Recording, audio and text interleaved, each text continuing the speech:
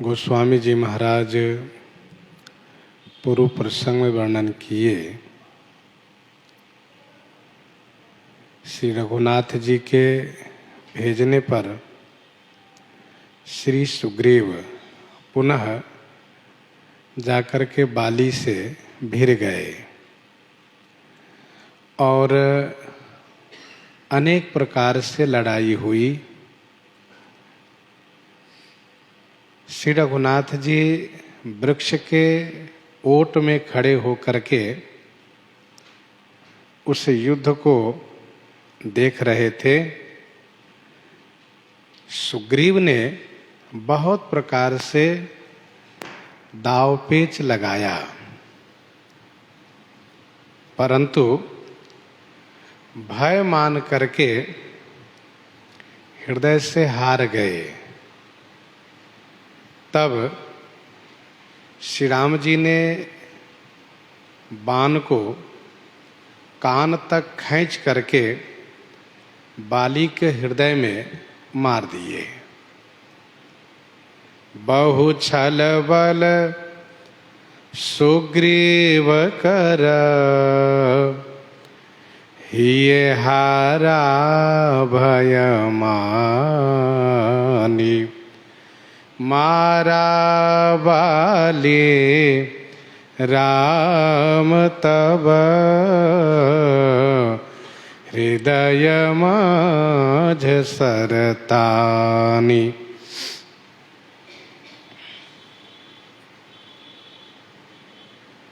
युद्ध में दोनों तरफ से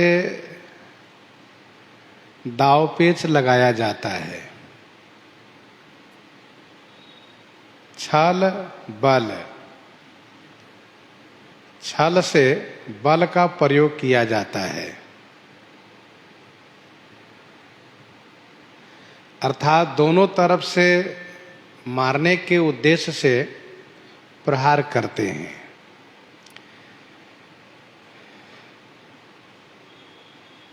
गोस्वामी जी ने कहा उसी नियम के अनुसार बहुत छल बल सुग्रीव कर। सुग्रीव को भय तब हो गया जब बाली ने उसे इस प्रकार से बांध लिया कि जो मल्ल युद्ध का बाली बंध नामक एक दाव है, जिससे सुग्रीव विवश हो गए, लाचार हो गए, घबरा गए। तब श्री राम जी ने बाली को मारा। पराबिकल मही सर के लागे पुनि उठे बैठ देखी प्रभु आगे। पराबिकल मही सर के लागे पुनि उठी बैठ देखी प्रभु आगे। सर के लागे बिकल मही परा, बाण के लगने से बाली व्याकुल होकर के पृथ्वी पर गिरा। प्रभु आगे देखी पुनि उठी बैठ देखी प्रभु आगे। पुनि माने फिर से उठ करके वह बैठा तो प्रभु को आगे देखा। वैसे एक संत जी ऐसा भी अर्थ कर रहे थे कि प्रभु आगे देखी पुनि उठी बैठ।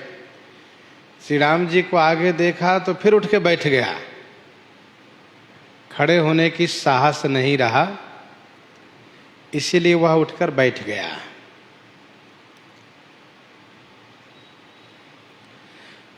पराबिकल मही सर के लागे, बाण के लगते ही व्याकुल होकर के पृथ्वी पर गिर पड़ा।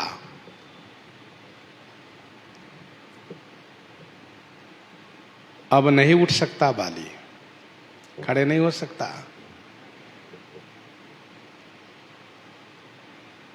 बाली को एक बाण से पृथ्वी पर गिरा देना, यह श्री राम जी का ईश्वरत्व है।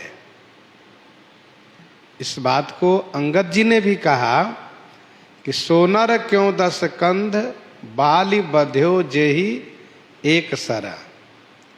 सोनर क्यों 10 कंठ, बाली बध्यो जेहि एक सरा। 20 लोचन अंध धिग तब जन्म, कुजाति जड़ा।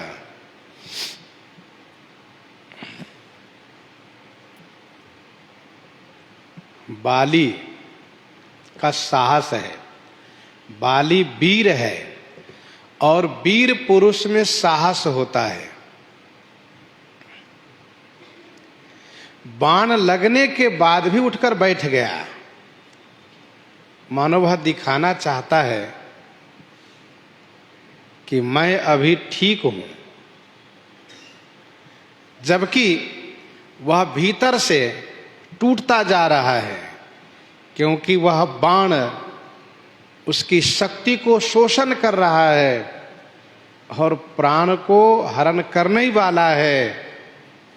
फिर भी बाली उठ करके बैठ गया है, ये उसका साहस है। ध्यान दीजिएगा, जो भी वीर पुरुष होता है उसमें साहस हुआ करता है। साहस के बिना कोई वीर नहीं हो सकता।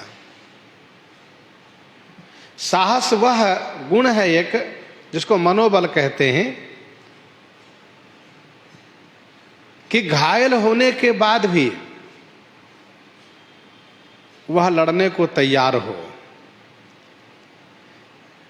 उसको साहस नहीं कहते, थोड़ी सी चोट आ गई तो बिल्कुल परेशान हो गए,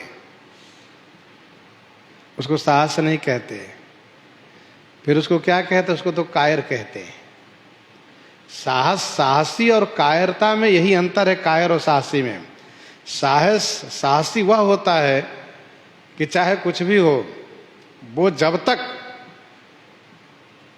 उसके शरीर में प्राण है वह लड़ने को तैयार रहता है। तो पुनि उठी बैठ देखे प्रभु आगे,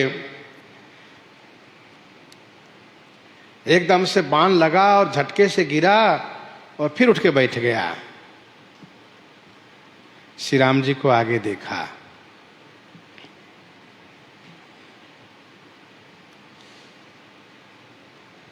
श्याम गात सिर जटा बनाए, अरुण नयन सर चाप चढ़ाए। श्याम गात सिर जटा बनाए। श्री राम जी भी बाण मारते ही तुरंत बाली के सामने उपस्थित हो गए। बाली ने आंख बंद किया और जैसे आंख खोला कि श्री राम जी को सामने पाया।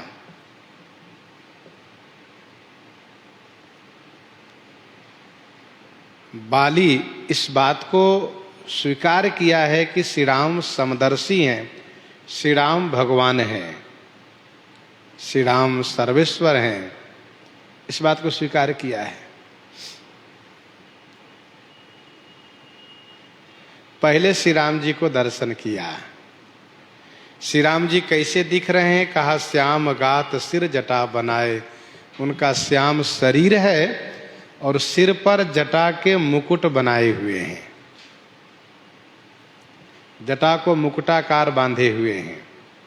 अरुण नयन, अरुण नयन का मतलब नेत्र लाल है।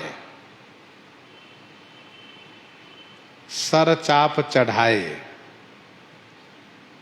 सर माने बाण दाहिने हाथ में है और बाएं हाथ में चढ़ा हुआ धनुष है, ऐसा समझना चाहिए। बाईं हाथ में चढ़ा हुआ धनुष है, दाहिनी हाथ में बाण है। कुछ लोग कहते हैं कि श्री राम जी धनुष पर बाण चढ़ाए हुए हैं। धनुष पर बाण चढ़ाए हैं ऐसा इसका अर्थ नहीं है। चढ़ाना कहा जाता है धनुष को, और बाण को चढ़ाना नहीं, बाण को संधान करना कहा जाता है। अस्कै रघुपति चाप चढ़ावा, यह मत लक्ष्मण के मन भावा। और फिर इसके बाद है संधानेउ प्रभु विशिख कराला। संधानेउ प्रभु विशिख कराला। तो अरुण नयन सर चाप चढ़ाए का मतलब ये नहीं समझना चाहिए कि धनुष पर बाण को चढ़ाए हैं। ऐसा वे लोग कहते हैं, कौन लोग, जो ये मानते हैं कि श्री राम जी को लगा कि बाली मरा नहीं, हो न हो बाली फिर से उठकर खड़ा हो जाए, इसलिए श्री राम जी धनुष पर बाण चढ़ाए उनके सामने आ गए। ऐसी बात नहीं है। श्री राम जी सत्य प्रतिज्ञ हैं। श्री राम जी सत्य प्रतिज्ञ हैं। उन्होंने जो प्रतिज्ञा की है वैसा ही होगा। अर्थात श्री राम जी शत्रु के लिए दूसरा बाण का संधान नहीं करते हैं। शरणागत भक्त के लिए दो बात नहीं कहते, एक ही बात बोलते हैं। बात के पक्के हैं। बाण एक ही बाण से शत्रु का काम तमाम करते हैं, चाहे खेल जितना खेलना हो खेल लेंगे। तो श्याम गात सिर जटा बनाए, अरुण नयन सर चाप चढ़ाए।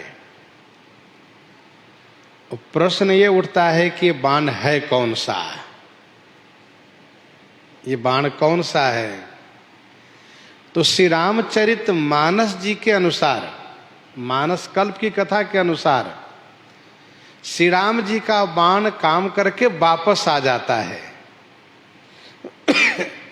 हम लोग गत दिवस चर्चा कर रहे थे कि श्री राम जी धनुष बाण लेकर चल दिए, तरकस लिए या नहीं लिए इसकी चर्चा नहीं है। चले चाप साय गई हाथा। तो श्री राम जी का बाण बाली को मार करके पुनः आकर के वापस हाथ में आ गया। अन्य रामायण में चाहे जो बात कही गई हो, पर श्री रामचरितमानस जी में इस बात की पुष्टि होती है। कैसे? तो अस कौतुक कर राम सर प्रविशे आए निसंग, रावण सभा सशंक सब देखी महारस भंग,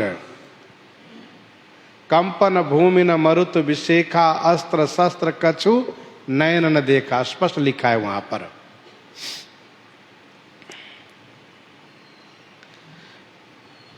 मंदोदरी आगे भुज सीसा, धरिसर चले जहां जगदीसा, और प्रविशे सब निसंग महु जाई।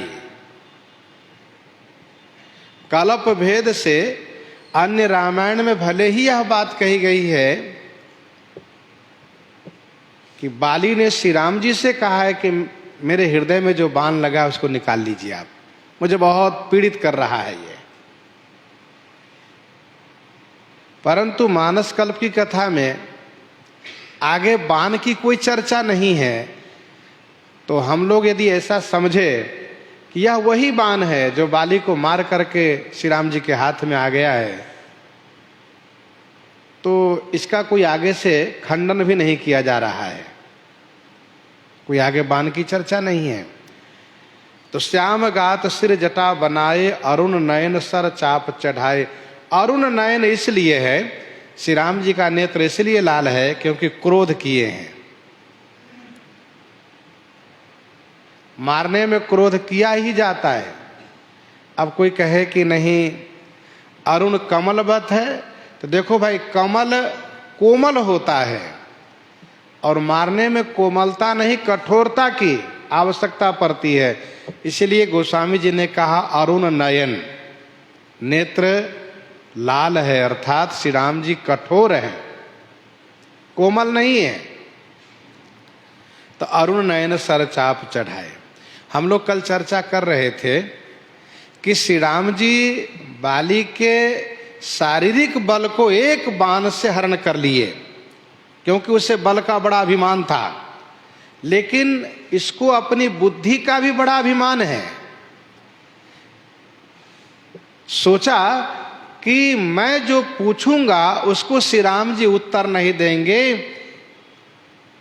तो श्री राम जी इसलिए पास में उपस्थित हो गए हैं जिससे कि बाली का जो प्रश्न है उसको मैं उत्तर दूं और बाली के मन की बात मन में न रह जाए, अपने मन की बात को वह व्यक्त कर लें, मैं उसको उत्तर दे दूं और फिर उसकी जो वासना है, जो इच्छा है, उसकी भी पूर्ति हो जाए।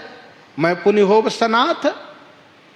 और अंगद जी को भी सौंपना है उनको, क्योंकि सर्वेश्वर श्री राम जी तो सब जानते हैं कि आगे क्या होना है।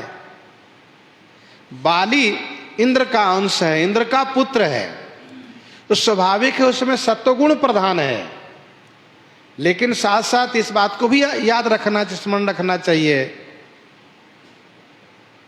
कि रावण का मित्र भी है। इसलिए रावण के मित्र होने के नाते मित्र के संग दोष भी उसमें है। अभिमानी है, यह दुष्ट है। तो श्याम गात सिर जटा बनाए, अरुण नयन सर चाप चढ़ाए। तो चढ़ाए का अर्थ यह है कि धनुष पर प्रतंचा चढ़ाए हुए हैं, न कि धनुष पर बाण चढ़ाए हैं। इस बात को याद रखिएगा आप लोग। ऐसा नहीं कि बाली अभी मरा नहीं है तो श्री राम जी उसके लिए दोबारा बाण धनुष पर चढ़ा लिए, ऐसा नहीं है।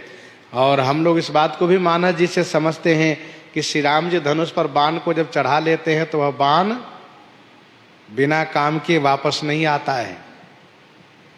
इसी बात को श्री राम जी ने परशुराम जी से कहा, इसी बात को समुद्र से कहा कि मेरा बाण वापस नहीं आएगा जब तक वह काम नहीं करेगा। हाँ, श्री राम जी को धनुष पर से डोरी उतारने का मौका नहीं मिला, क्योंकि बाण लगते ही बाली एकदम से भूमि पर गिरा है। जो सुग्रीव को दबा रखा था, बाली बंध में बांध रखा था, मारने की तैयारी में था, सुग्रीव को छोड़ करके भूमि पर गिर गया और जैसे गिरा वैसे फिर से उठकर बैठ गया। और श्री राम जी तुरंत आगे उसकी इच्छा पूर्ति करने के लिए। इसलिए श्री राम जी को धनुष पर से डोरी उतारने का मौका नहीं मिला, तो डोरी भी उतार देते। इसलिए कहा अरुण नयन सर चाप चढ़ाए। पुनि पुनि चेताए, चरण चित देन्हा, सुफल जनम ना प्रभु चिन्हा।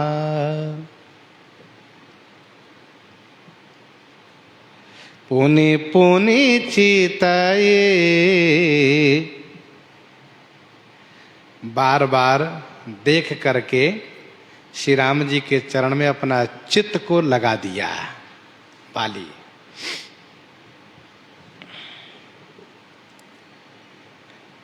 श्री राम जी के बाण लगने से बहुत पीड़ित है बाली। बाली को यह एहसास हो गया कि अब मैं बच नहीं पाऊंगा, मर जाऊंगा। इसलिए उसकी आंखें बार बार बंद हो रही है, लेकिन वह अपने आप को संभाला हुआ है और नेत्र खोल करके श्री राम जी को देख रहा है। पुनि पुनि चिताई, सोचा कि दर्शन कर लूं, ये बढ़िया मौका है, देख तो लूं जी भर करके।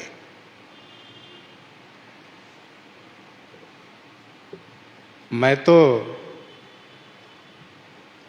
तारा से भी यह कह चुका हूं कि मैं पुनि होब सनाथ, जो कदाचि मोहि मारहि।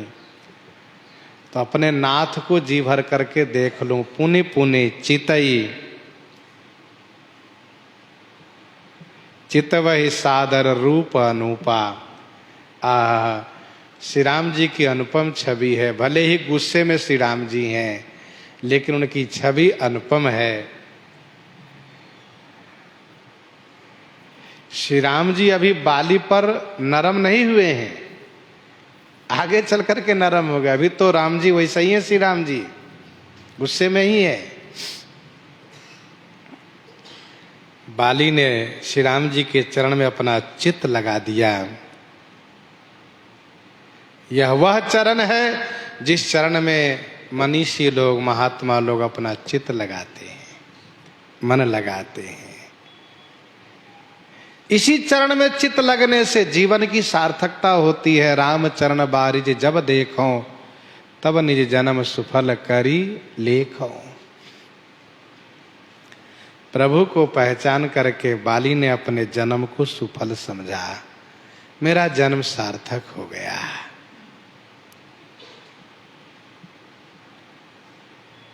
अब इसके बाद हृदय प्रीति मुख बचन कठोरा, बोला चितई राम की ओरा। हृदय प्रीति मुख बचन कठोरा,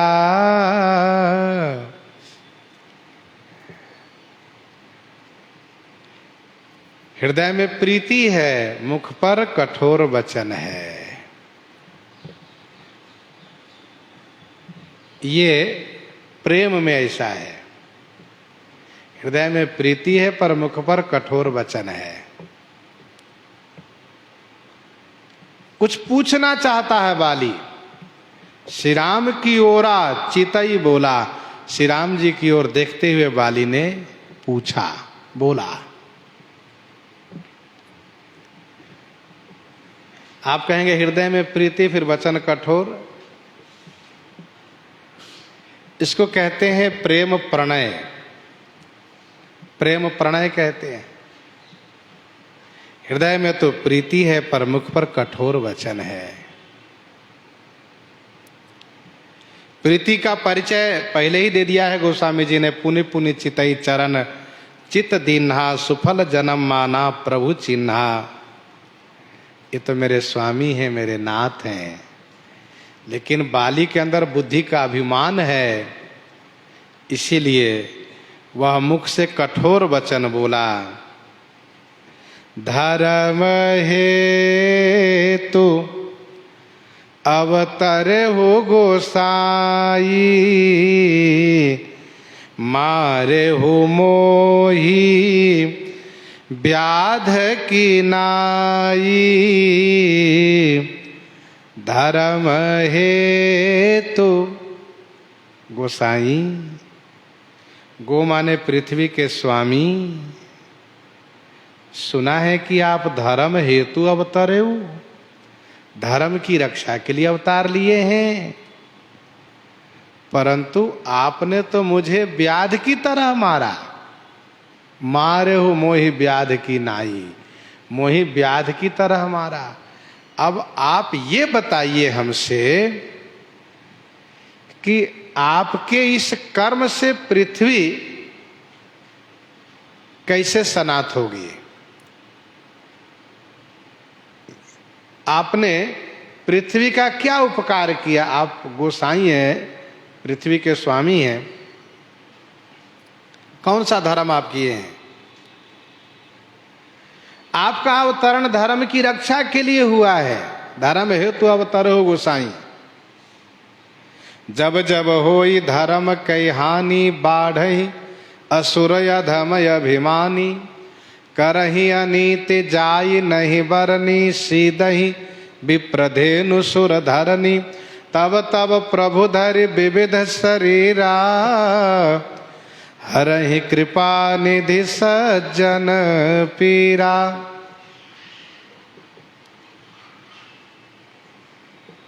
धर्म की रक्षा के लिए यदा यदा ही धर्मस्य ग्लानिर्भवति भारत, अभ्युत्थानम धर्मस्य तदात्मानां सृजाम्यहम्। जब जब हुई धर्म की हानि, यदा यदा ही धर्मस्य, गीता जी के 4 अध्याय के 7 व 8 श्लोक में। बाली ने पूछा कि आपके अवतार धर्म की रक्षा के लिए हुआ है, फिर आपने अधर्म क्यों किया। मुझे मार करके आपने कौन से धर्म की रक्षा की है। हमारे भाई भाई के बीच लड़ाई झगड़ा था, तो भाई भाई में तो विरोध होता है, प्रेम होता रहता है। मैंने आपका कोई नुकसान किया हो आपके राज्य का कोई नुकसान किया हो तब आप हमें मारते, परंतु मैंने आपका कोई अपकार नहीं किया है। आपने मुझे मार करके कौन से धर्म की रक्षा की है ये बताइए, और पृथ्वी आपसे कैसे सनात हुए ये बताइए। क्योंकि मेरी दृष्टि में आपने यह अधर्म किया है।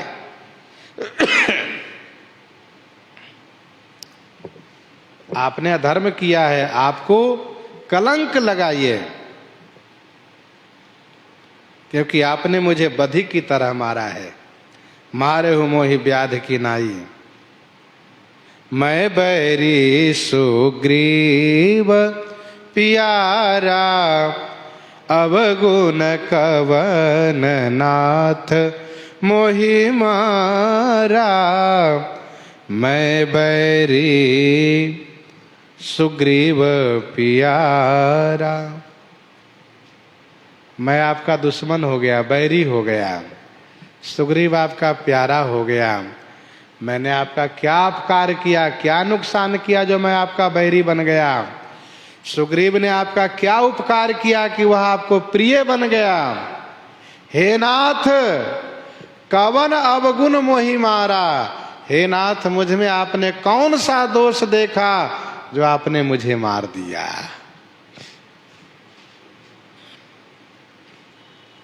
यह है बाली का प्रश्न। 4 प्रश्न है।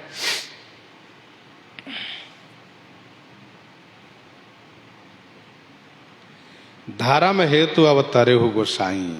1, मारेहु मोहि व्याध की नाई। 2, मैं बैरी सुग्रीव पियारा। 3, अवगुण कवन नाथ मोहि मारा। 4,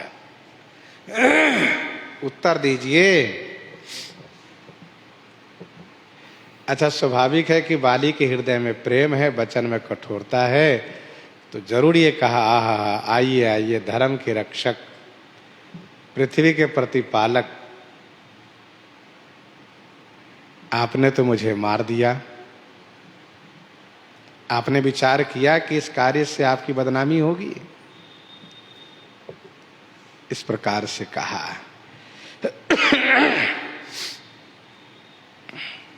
व्याध की नाई, यह बात किसी को अच्छी नहीं लगती है। यह बिल्कुल सत्य है कि श्री राम जी व्याध की तरह बाली को मार दिए, यह बात अच्छी नहीं लगती है। यहां तक कि रावण ने भी आरोप लगाया, बधेव व्याधैव बाली बिचारा। कौन सी वीरता वाली काम आप किए हो? बधेव व्याधैव बाली बिचारा। गोस्वामी तुलसीदास जी महाराज ने भी आक्षेप कर दिया, जही अग बधेव व्याध जिमी बाली, व्याध की तरह मारा। इसी बात को गोस्वामी जी ने विनय पत्रिका में भी कहा।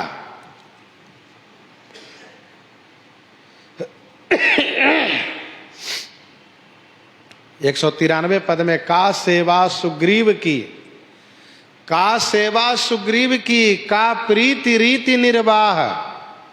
का सेवा सुग्रीव की, का प्रीति रीति निर्वाह। जासु बंधु बधे व्याध जिमी, जो सुनत सुहात न काहू। किसी को सुहाता ही नहीं, अच्छा नहीं लगता है। श्री राम जी बधिक की तरह मार दिए बाली को। एक बधिक जैसे घात लगा करके शिकार करता है, वैसे श्री राम जी मार दिए। विनय पत्रिका 166 पद में गोस्वामी जी ने लिखा, 166 पद में गोस्वामी जी ने लिखा, कपि सुग्रीव बंधु भय व्याकुल, आए शरण पुकारी। कपि सुग्रीव बंधु भय व्याकुल, आए शरण पुकारी। सही न सके जन के दारुण दुख, हत्यो बाली सही गारी। हत्यो बाली सही गारी। श्री राम जी को गाली भी सुनना पड़ा इस बात को लेकर के।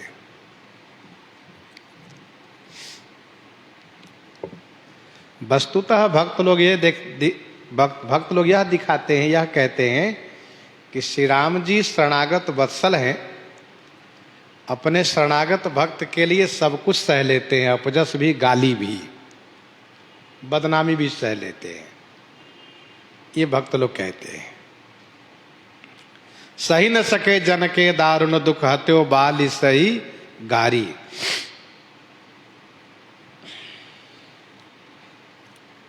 ध्यान दीजिएगा, व्याध में कठोरता प्रधान होती है, निर्दयता। व्याध में दया नहीं होती है। बाली का यही आरोप है कि आप निर्दयी होकर के हमें मार दिए। कौन कहेगा आप दयालु हो, आप कृपालु हैं? कौन कहेगा?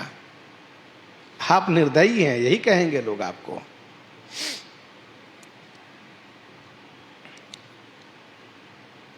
रही बात वृक्ष से छुप करके मारने की बात,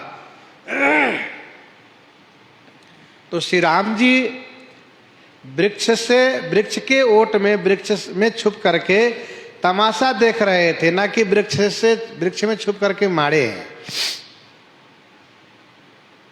क्योंकि वृक्ष में छुपा हुआ व्यक्ति धनुष से बाण का प्रयोग कैसे करेगा?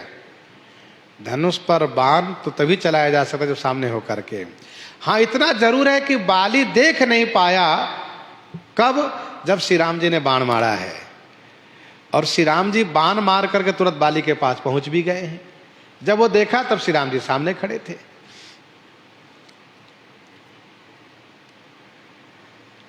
और व्याध का नियम होता है कि उसको जैसे बने वैसे शिकार करता है, मारता है।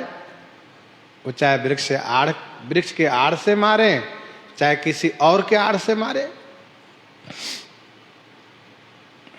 जैसे बनता वैसे वह मारता है। तो श्री राम जी बीटप के ओट से देख रहे थे, न कि बीटप के ओट से मारे हैं। हाँ, व्याध की तरह श्री राम जी ने मारा है, इस बात को सभी ने कहा है।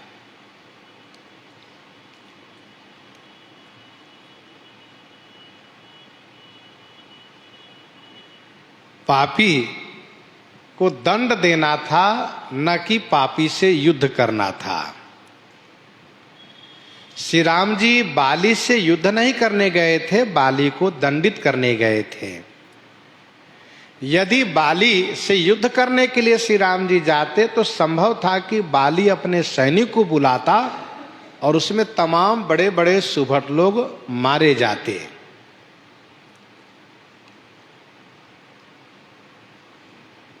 जिन सुभट को, जिन सैनिक को सुरक्षित रखना जरूरी है, क्योंकि आगे उनसे असुरों को संहार कराना है। केवल बाली को ही मारना था, न कि श्री राम जी, न कि बाली के सैनिक को मारना था। केवल बाली को मारना था, उनके सैनिक को नहीं मारना था। इसलिए श्री राम जी युद्ध के लिए नहीं गए थे, उनको मारने गए थे। अपराधी को, पापी को दंड दिया जाता है। जैसे कोई न्यायाधीश जब दंड देता है तो उस अपराधी को स्वीकार करना पड़ता है। वह यह आरोप नहीं लगा सकता कि आपने मेरे साथ अन्याय किया है, आपने मुझे अमुक दंड दे दिया, फांसी की सजा दे दिया, ये गलत किया, ऐसा नहीं कह सकता। उसका पाप ऐसा है कि उस पाप के परिणाम में उनको दंड दिया गया है।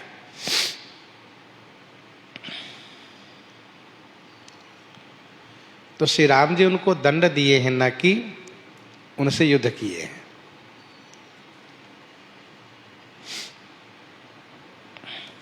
जब बाली सुग्रीव को पटक करके विवश कर दिया था, उसी समय श्री राम जी ने मारा है उसके हृदय में बाण। तो जब बाली पापी है तो श्री राम जी उसके पास फिर क्यों आ गए?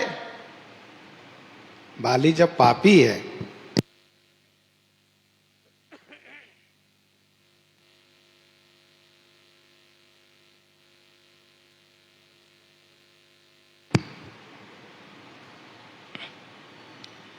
जब बाली पापी है तो उसके पास श्री राम जी फिर क्यों आ गए? तो इसका समाधान यह है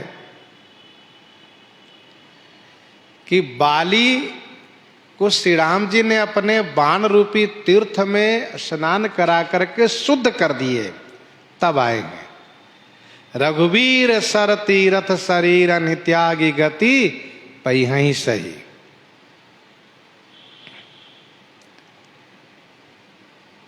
श्री राम जी उसके पाप को धूल दिए, तब उनके सामने आए। अब आप जरा सोचिए, जो विचार बाली अभी व्यक्त कर रहा है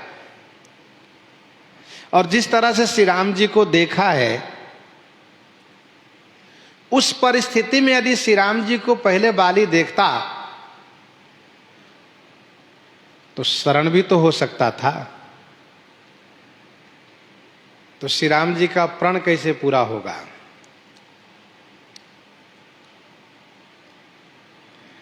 आप कहेंगे कि बाली को मारना आवश्यक था क्या? शरण हो जाता तो कोई बात नहीं, भक्त बन के रहता। इसका उत्तर यह है कि बाली में असाधारण बल था, असाधारण बल था। इसीलिए एक दिन वह बाली फिर से वही बन जाता जैसे कि सहस्राबाहु। सहस्राबाहु का विचार एक समय बहुत सुंदर था, लेकिन जब भगवान दत्तात्रेय से शक्ति प्राप्त किया तो वह शक्ति के मद में उन्मत्त हो गया और फिर ऐसा अपराध कर बैठा कि भगवान परशुराम को उससे मारना पड़ा।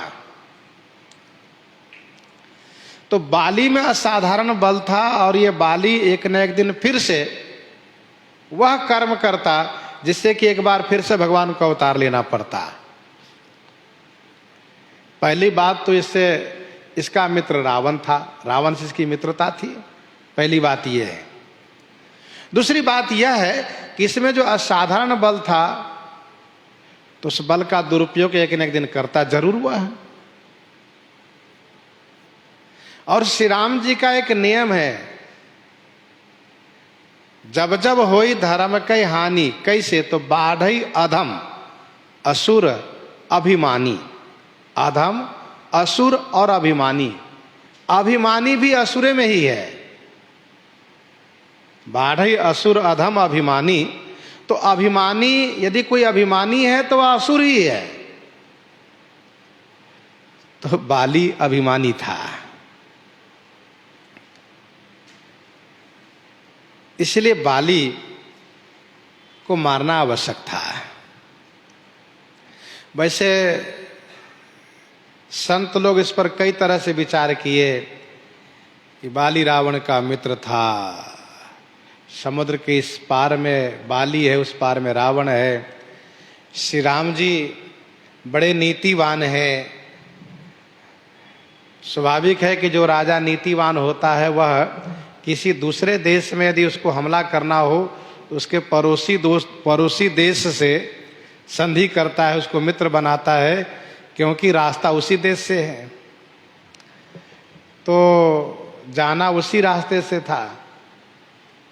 और फिर वानर सैनिकों से भी सेवा लेनी थी, क्योंकि नारद जी का वचन सत्य करना था। लेकिन बाली से यदि संधि करते श्री राम जी तो संभव था कि बाली अकेले ही रावण को जाकर के पकड़ के ले आता। और कहा भी है बाली ने, श्रीमद् वाल्मीकि रामायण में बाली ने कहा भी कि आप हमसे कहे होते हम रावण को पकड़ के ले आते, चोटी पकड़ के घसीट करके आपके चरणों में डाल देते हैं। लेकिन इससे श्री राम जी के अवतार का कार्य तो पूरा नहीं ना होता। क्योंकि श्री राम जी का अवतरण हुआ संपूर्ण असुर जाति के संहार के लिए। रावण वरदान पाया है कि बानर मनोजात दुई बारे। अवतरण हुआ है श्री राम जी के मनुष्य रूप में, देवता लोग बानर रूप में आए हैं। वैसे बाली भी देवता का ही अंश, इंद्र का अंश है, कोई साधारण वो भी नहीं है। लेकिन बाली में असाधारण बल होने से, कुसंगति होने से अभिमानी हो गया है। तो बहुत गंभीरता से विचार करेंगे तो बाली को मरना सुनिश्चित था। और आनंद रामायण में तो बाली ने स्पष्ट कह दिया तारा से कि मुझे पता है कि श्री राम जी सर्वेश्वर हैं, वे भगवान हैं, और मुझे उन्हीं के हाथ से मरना भी है। ऐसा स्पष्ट भी कह देता है।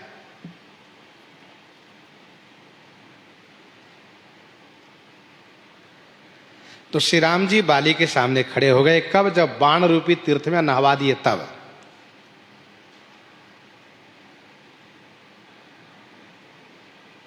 तीसरा भाव यह है कि श्री राम जी, जैसे दूसरा भाव यह था कि पापी को अपने बाण रूपी तीर्थ में पवित्र करके तब सामने आए। तीसरा इसका भाव यह है कि श्री राम जी यदि सामने होते तो बाली शरण हो जाता, संभव था, और सुग्रीव अधीर हो जाता। सुग्रीव अधीर हो जाता।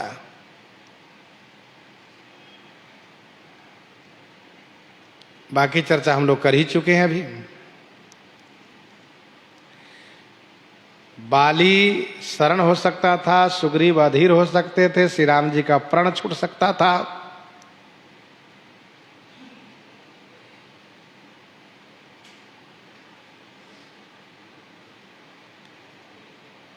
इसीलिए श्री राम जी बाली को मार करके तब सामने आए। एक चर्चा और हम लोग कर लेते हैं।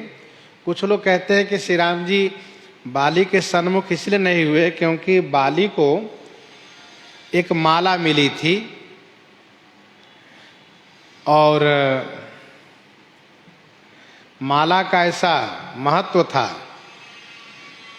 कि जो उसके सन्मुख होता था उसके आधा बल, जो कोई सन्मुख होता था उसका आधा बल बाली ले लेता था। मतलब बाली में सहज रूप से आधा बल चला जाता था।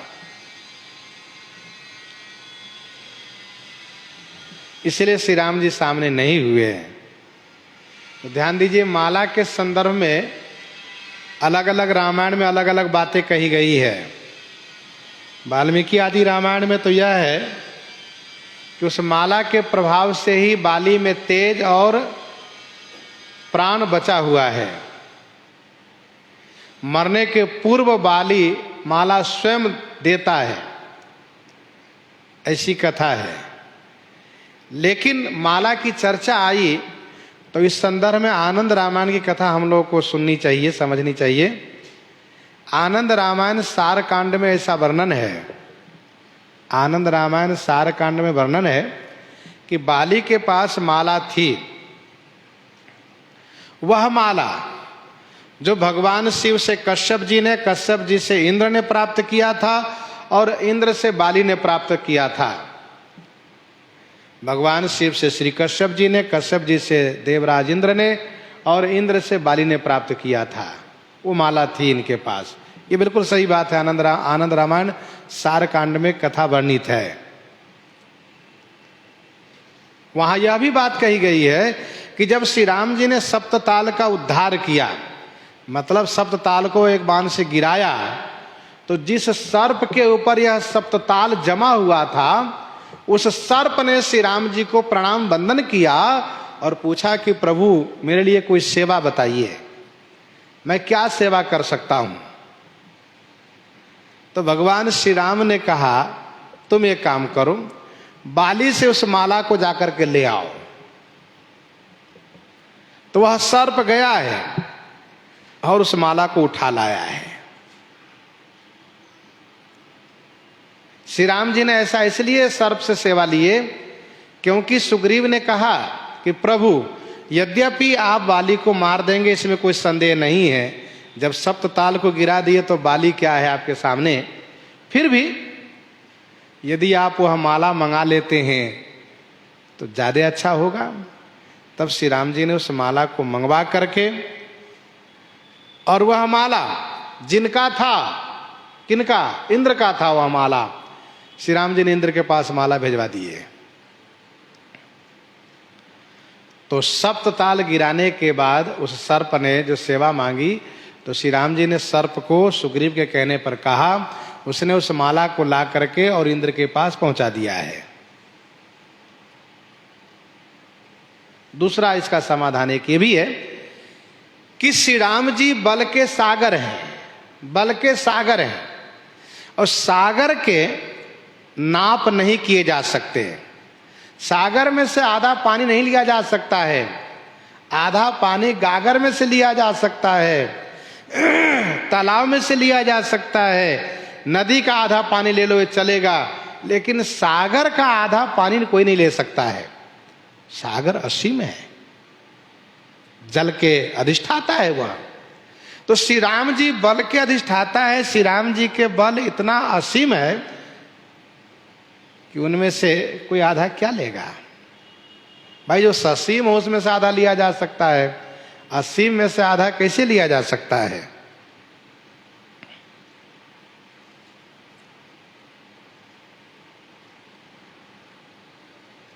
तो बाली ने कहा धर्म हेतु अवतरे हो गोसाई, मारे हो मोही व्याध की नाई, मैं बैरी सुग्रीव पियारा, अवगुण कवन नाथ मोहि मारा। श्री राम जी उत्तर देते हैं, अनुज बधू भगनी सुत नारी, सुनु सठ कन्या सम ये चारी, अनुज बधू भगनी सुत नारी, सुनु सठ कन्या सम ये चारी। अनुज बधू भगनी सुत नारी, सुनु सठ कन्या समये चारी। श्री राम जी अभी गुस्से में हैं, इसलिए पहले कहा सुनु सठ, अरे मूर्ख सुनो। अनुज बधू, प्रस्तुत प्रसंग का प्रधान विषय यही है, अनुज बधू। क्योंकि बाली अपने छोटे भाई सुग्रीव की पत्नी को रख लिया है। प्रभु ने कहा अनुज बधू, दूसरा भगनी माने बहन, तीसरा सुत नारी बेटे की नारी अर्थात बहू, पुत्र बहू, और कन्या, कन्या माने बेटी।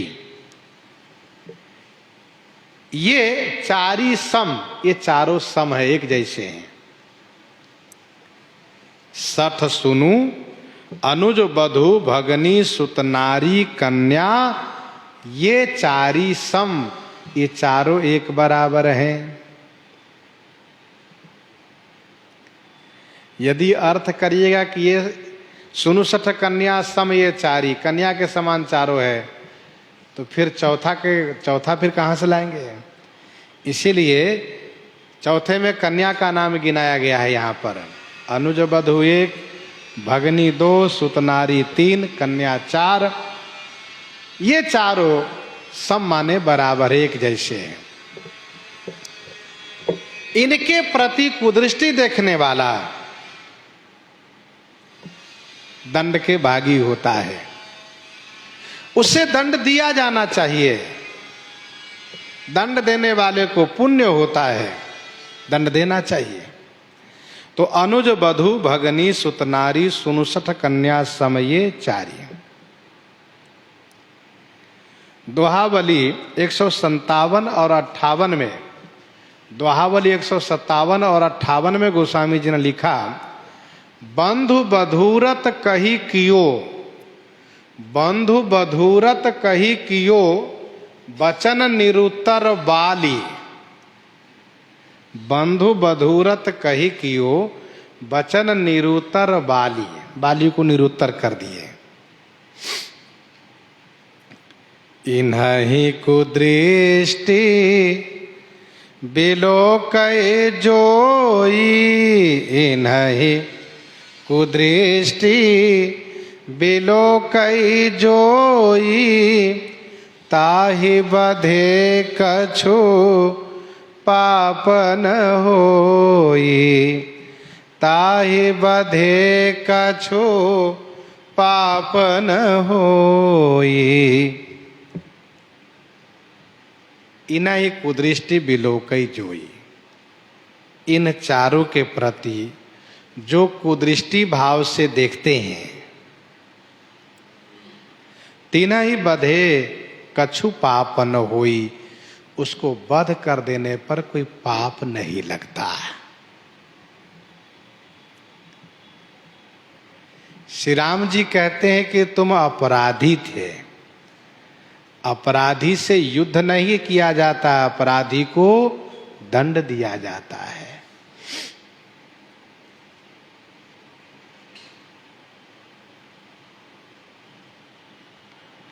इना ही कुदृष्टि बिलोकई जोई। जो कोई इनके प्रति कुदृष्टि देखता हो वह मृत्यु दंड के भागी है। ताहि बधय कछु पाप न होई।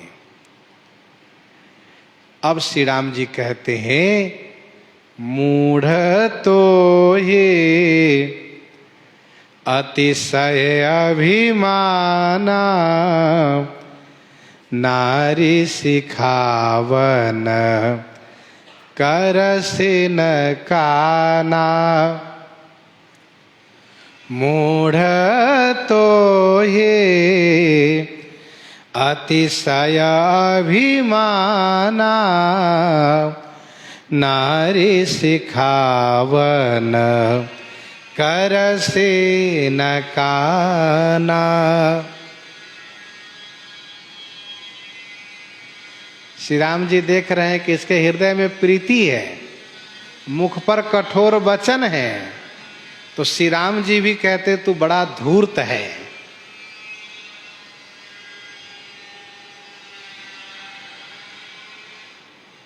श्री राम जी ने कहा तू सठ है, तू मूर्ख है। मूढ़ तो ही अतिशय अभिमाना। अरे मूर्ख, तुम्हें अतिशय अभिमान है, बड़ा अभिमानी हो तुम। नारी सिखावन करसि न काना। तू नारी की शिक्षा को कान नहीं देते, तुमने सुना नहीं, अनसुनी कर दिया। बाली चौंक गया और फिर उसके मन में इस बात को लेकर के संतुष्टि हुई कि मैंने अपने प्रभु को पहचान लिया है। ये सर्वेश्वर है, समदर्शी है, सर्वदर्शी है, सब देख रहे हैं, सब सुन रहे हैं, सब जान रहे हैं। सचमुच मेरा अपराध ऐसा है। अब देखो, मेरी पत्नी मुझे समझाई, उन्होंने क्या क्या कहा इनको सब पता है, क्योंकि वहां थे, क्योंकि ये व्यापक है, सब जगह रहने वाले हैं। प्रभु ने कहा मूढ़ तो ही अतिशय अभिमाना। तुम्हें तो अतिशय अभिमान है। अभिमानी व्यक्ति अपने जो शुभचिंतक लोग हैं उनका कहा भी नहीं मानते हैं। जो अपनों की हित की बात, जो अपनों की हित की बात ना माने, समझना चाहिए वह अभिमानी है, अहंकारी है। मूढ़ तो ही अतिशय अभिमाना। श्रीमद् वाल्मीकि रामायण में बाली को पछताना पड़ा। बाली ने पश्चाताप किया है कि मैंने तारा का कहा नहीं माना, इसीलिए आज मैं मारा गया हूं। खेद हुआ उसको। श्री राम जी कहते मूढ़ तो ही अतिशय अभिमाना। रावण को मंदोदरी ने कई बार समझाया, लेकिन रावण ने नहीं माना। गोस्वामी जी को कहना पड़ा, फूलई फरई न बेत जदपि सुधा, बरसई जलद मूरख हृदय न चेत, जो गुरु मिले ही विरंचि शिव। मूर्ख लोग बात नहीं मानते हैं। मूढ़ तो ही अतिशय अभिमाना। भगवान श्री राम सुनई बिनु काना, जो इनका ईश्वरत्व है उसका यहां पर प्रमाण है ये कि श्री राम जी बिना कान से सुन लेते हैं। तारा ने वाली को घर में समझाया, श्री राम जी उसे सुन लिए। नारी सिखावन करसी न काना। अच्छा, वर्तमान काल की क्रिया है, तू नारी की शिक्षा कान नहीं देते? श्री राम जी तो ऐसे कह रहे हैं जैसे मानो कि तारा अभी कह रही है। इसलिए श्री राम जी कहते नारी सिखावन करसी न काना, करसी न काना, ये वर्तमान काल की क्रिया है। कहने का भाव यह है कि व्याकरण शास्त्र में लघु सिद्धांत कौमुदी में एक सूत्र है कि वर्तमान के समीपस्थ भूत और भविष्य भी वर्तमान ही कहलाता है। वर्तमान के समीपस्थ भूत और भविष्य भी वर्तमान कहलाता है। वर्तमान सामीप्य वर्तमान वद्वा, ये व्याकरण का सूत्र है। भले ही घंटों बीत गए हो समझाए हुए, लेकिन श्री राम जी कहते हैं तुम नारी की शिक्षा कान नहीं देते। अर्थात श्री राम जी भी जैसे बाली कठोर वचन कहा, वैसे श्री राम जी भी गुस्से में कहते बताओ, हृदय से उनके प्रति दया है, कृपा है, लेकिन ऊपर से कठोरता श्री राम जी भी धारण किए हुए हैं। श्री राम जी कहते तू बड़ा मूर्ख है, अपनी पत्नी की बात नहीं मानते हो तो औरों की बात क्या मानोगे तुम? मम भुज बल आश्रित ते ही जानी, मम भुज बल आश्रित ते ही जानी, मारा चहसी अधम अभिमानी, मम भुज बल आश्रित ते ही जानी, मारा चहसी अधम अभिमानी, मम भुजबल आश्रित ते ही जानी, मारा चहसी अधम अभिमानी। अरे वो अधम अभिमानी ते ही मम भुजबल आश्रित जानी, मारा चहसी। अरे अधम, अधम अधर्मी, नीच, अभिमानी, ते ही उस सुग्रीव को मेरे बाहुबल के आश्रित है ऐसा जान कर भी तुमने मारना चाहा, मारा चहसी अधम अभिमानी।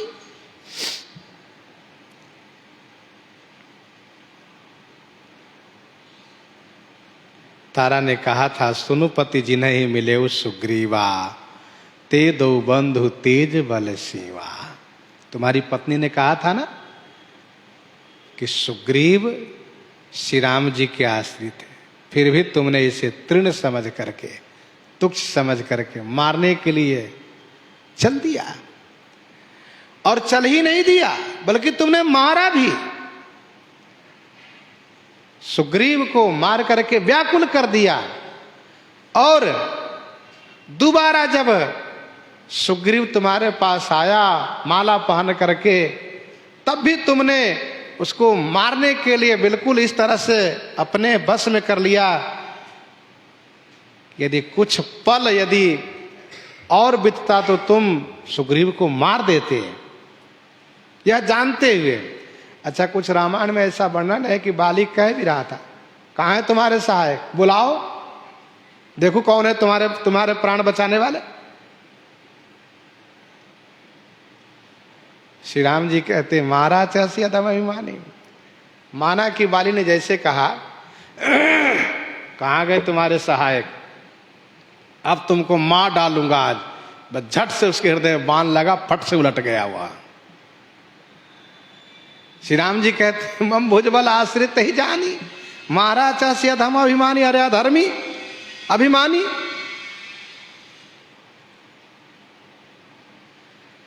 श्री राम जी इस बात को प्रमाणित कर दिए कि तू अधम अभिमानी है और मेरा अवतार अधम अभिमानी को मारने के लिए होता है। बाढ़ई असुर अधम अभिमानी। मम भुज बल आश्रित तेहि जानी, मारा चहसी अधम अभिमानी। मारा चहसी अधम अभिमानी।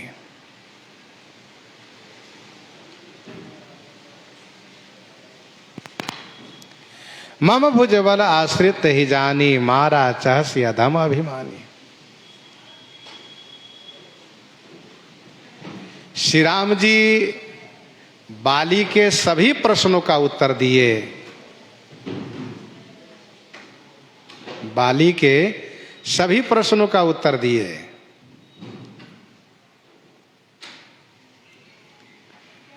धर्म हेतु अवतरे हो गोसाई,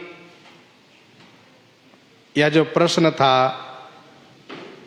उसके उत्तर में श्री राम जी ने कहा कि पापी को मारना, पापी को मारना यही धर्म है। तुम्हें मार करके मैंने धर्म की रक्षा की है।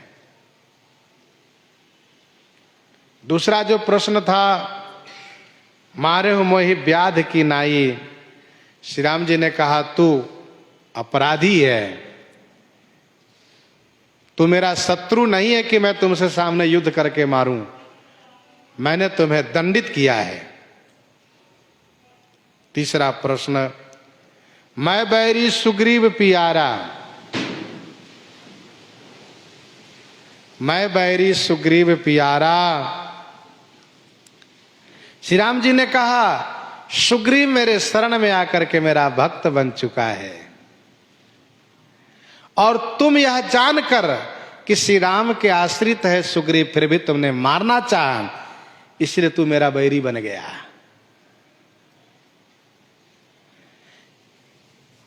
क्योंकि राम ही सेवक परम प्यारा, सुनु सुरेश उपदेश हमारा। सेवक बैर बैर अधिकाई। चौथा प्रश्न था, अवगुण कवन नाथ मोहि मारा। श्री राम जी ने कहा तुमने मेरे आश्रित को मारना चाहिए, तुम्हारा दोष है। मेरे आश्रित को तुमने मारना चाहिए, तुम्हारा दोष है, इसलिए मैंने तुम्हें मारा। क्योंकि सेवक बैर बैर अधिकाई। बाली के सभी प्रश्नों का उत्तर मिल गया। तब बाली ने कहा सुनहु राम स्वामी सन, चलन चातुरी मोरी। प्रभु अजहूँ मैं पापी, अंतकाल गति तोरी, अंतकाल गति तोरी। सुनहु राम स्वामी सन, चलन चातुरी मोरी। हे राम सुनिए, स्वामी से मेरी चतुराई नहीं चलने वाली है। प्रभु एक बात पूछूं मैं? कहाँ पूछो। अंत काल गति तोरी, मैं अजहूं पापी। अंत काल में जब आपकी गति है, आपके शरण में मैं भी हूं, तो क्या अभी भी मैं पापी रह गया? जब आप कहते हैं कि सनमक होई जीव मोहि जबहि, जन्म कोटि अघन आसहि तबहि, क्या अभी भी मैं पापी रह गया? बाली जो चाहता था उसकी जीत हुई। कैसे? तो जिस रूप में वह जीत पाना चाह रहा था, उस रूप में जीत तो उसकी नहीं हुई। वह यही सोच रहा था कि मैं पूछूंगा कि आपने कौन सा धर्म किया, कौन सा बड़ा पुण्य कर्म किया मुझे मार करके। तो उस संदर्भ में तो श्री राम जी उत्तर देकर उसे संतुष्ट कर दिए। लेकिन बाली ने अंतिम जो प्रश्न किया है कि क्या मैं अभी भी पापी हूं, जबकि अंत काल में आपकी गति है, आपके आश्रित हूं, मैं आपके शरण में हूं, आप ही सहारा है मेरे लिए, क्या मैं अभी भी पापी हूं? तो श्री राम जी इस प्रश्न के उत्तर में निरुत्तर हो करके, क्योंकि हृदय प्रीति की जीत अब हुई, मुख वचन कठोरा से हार हुई थी इनकी, पर हृदय प्रीति से अब जीत हुई। सुनत राम अति कोमल वाणी, और बाली शीस पर से निज पानी। श्री राम जी अति कोमल वाणी सुन करके और श्री राम जी अपने दाहिने कर कमल से बाली के ऊपर सहलाना शुरू किए और प्रभु ने कहा, बाली तुम बहुत शिकायत करते हो, मार दिए मार दिए मार दिए। ऐसा है कि तुम अपने शरीर को अब रखो, मैं तुम्हें अचल किए देता हूं तुम्हारे शरीर को, तुम अपने प्राण को रखो। लेकिन बाली भी होशियार है, अब वह शरीर रखना नहीं चाहता है, अब तो वह प्रभु के सामने शरीर को परित्याग करना चाहता है, परंतु उसके पूर्व कुछ और कहना चाहता है, कुछ प्रभु को देना चाहता है। सो प्रसंग हम लोग आगे श्रवण करेंगे। यहीं पर हृदयांगम करते हुए आइए श्रवण करते हैं विनय पत्रिका से।